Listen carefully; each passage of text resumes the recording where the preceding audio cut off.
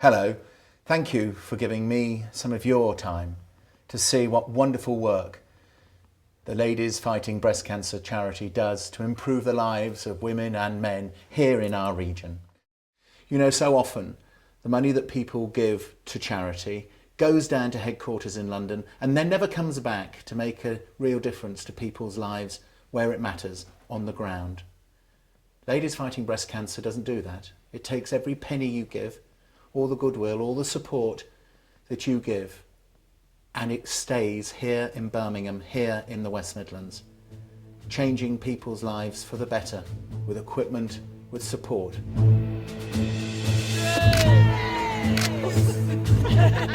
Ladies Fighting Breast Cancer was started in June 2000 when my friend Carol Knaggs was diagnosed with breast cancer. I was speaking to another friend of mine, Sue Macmaster, about Carol, and we decided to go to the QE and see what we could do for her. Sue was diagnosed with breast cancer as well. Sadly, I lost both Sue and Carol.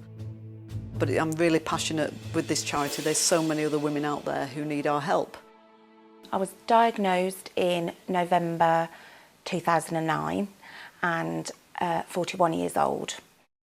It was devastating. I had gone to my doctor with a small pea-sized lump in my breast, and they told me I had breast cancer and they would have to have a lumpectomy, they talked about at first. I probably just burst into tears, I can't remember now. You just don't know. It's very difficult to come to terms with and to explain now, many years hence. It was a difficult time, anxious time, worried about telling my family. I'd got a young daughter, Maddie, who's now 14, but she was 9 at the time. I did ask her, Maddie, have you ever heard of the word cancer? And she said no.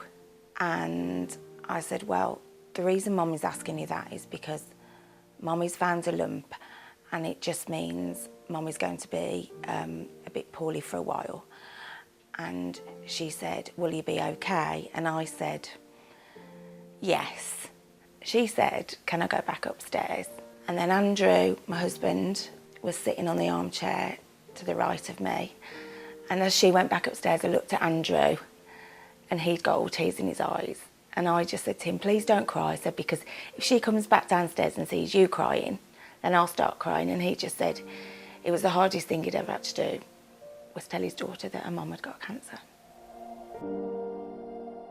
The most emotional part was that day when I went back, because I didn't realise it was going to be as serious. Does that make sense? And I was recalled because I just thought, oh, abnormal, that was the abnormal cells or whatever, so they wanted another mammogram. And then to be told it was going to be probably quite serious, that was a bit... I mean, I could start to cry now. So that was a shock. So, but you have to think positive and just keep going. I've been very, very lucky that I didn't have any major side effects other than the hair loss and everything, but as you can see now, it's growing back nicely. I've had it cut twice now, and I look like a little pixie.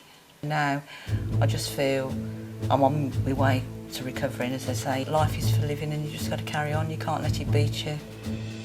1, 2, 3. Okay. We've now partnered with the QE at HB charity and launched a £1 million appeal. And this is now looking at soft services for breast cancer patients. And every penny that people give us stays in the Midlands and stays in this hospital to help people in our area. And this is really, really important to us. The equipment, the mammogram machines sort of thing, were being purchased through the Ladies Fighting Breast Cancer, which with their support, they've actually replaced all the chairs in the chemotherapy units, which they're really comfy. So like TV in the breast cancer unit, but we're just all full of energy that we want to just encourage people to donate more and get more involved. Ladies Fighting Breast Cancer are offering support to anybody who needs it, and that is a splendid source of comfort. You don't have to take it up, but if you know it's there, that in itself is a great comfort, because you know there are other people out there who are also coming to terms with it.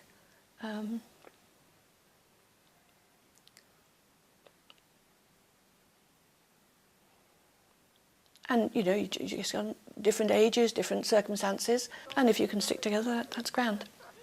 The reason I've got involved with helping with ladies fighting breast cancer is because it's to make people aware, because you don't realise there's so many people that are actually diagnosed and are going through it, and people, I don't think, are aware of the actual numbers. Ladies Fighting Breast Cancer, they kept me going. It introduced me to ladies that were going through the same as me, or had been through the same as me, or at the beginning of their journey, and it brought us all together. Gave each other strength, gave each other courage, and for me to meet all the LFBC team, just brilliant. I just want to say thank you, and have been part of it. Thank you. Thank you to everyone who's supported Ladies Fighting Breast Cancer over the years, and hopefully you will spread the word about Ladies Fighting Breast Cancer and the work that we're doing in the community. Share this video, and that will help us to help a lot more patients in the future. We desperately need more volunteers to come and help us. It is for us locally here. It isn't for the whole of the UK, or it is for us at the QE, whether it's Redditch, everywhere. It's for us local living here, and I just think they're brilliant. 1, 2, 3.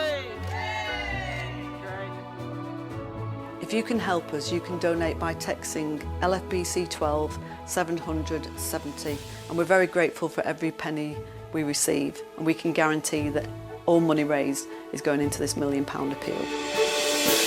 Thank you.